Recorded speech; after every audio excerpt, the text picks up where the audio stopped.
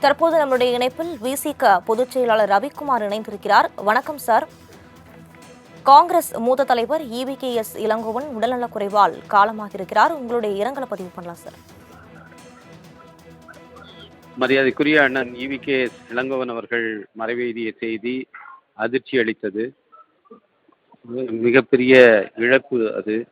காங்கிரஸ் பேரியக்கத்துக்கு மட்டுமல்ல, தமிழ்நாட்டு அரசியலுக்கே, ஒரு கண்ணியமான அரசியலுக்கு அது ஒரு இழப்பு என்றுதான் சொல்ல வேண்டும்.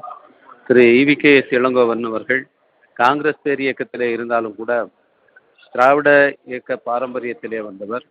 தந்தை பெரியார் அவருடைய குடும்பத்தைச் சேர்ந்தவர் என்ற முறையிலே திராவிட இயக்க கொள்கையும் தேசிய சிந்தனையும் ஒருங்கிணைத்து அவர் வெளிப்படுத்தி வந்தார். தன்னுடைய கருத்துக்களை ஒளிவு மறைவில்லாமல் வெளிப்படையாக வெடிப்புற பேசக்கூடியவர். அதனால் அவர் மீது பலருக்கும் வருத்தம் கூட இருக்கும். ஆனால் மனதிலே ஒன்றை வைத்துக்கொண்டு வெளியிலே ஒன்று பேச தெரியாதவர்.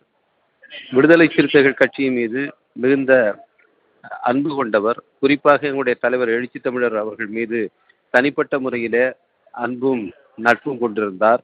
2009ஆம் ஆண்டு நாடாளுமன்ற பொதுத் தேர்தல் சமயத்திலே விடுதலை சிறுத்தைகள் கட்சியினுடைய ஈழ ஆதரவு நிலைப்பாட்டின் காரணமாக திராவிட முன்னேற்றக் கழகம் காங்கிரஸ் கூட்டணியில விசிகாவை சேர்க்கக்கூடாது என்று பலரும் எதிர்ப்பு தெரிவித்து வந்தார்கள். அந்த நேரத்தில் விடுதலை சிறுத்தைகள் கட்சி அந்த கூட்டணியில் இடம்பெற வேண்டும் என்று காங்கிரசிலே வலியுறுத்தியவர்களில் அவரும் ஒருவர்.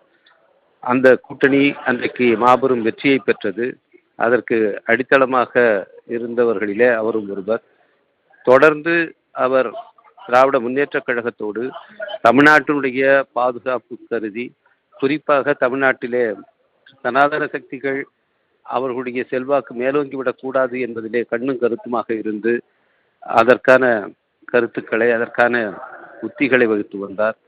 அவருடைய மறைவு காங்கிரஸ் பேரியக்கத்துக்கு ஒரு பேரிழப்பு.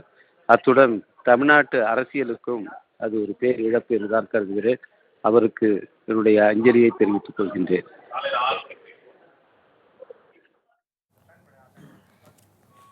இணைப்பில் உங்களுடைய இரங்கலை பதிவு செய்ததற்கு நன்றி திரு ரவிக்குமார்.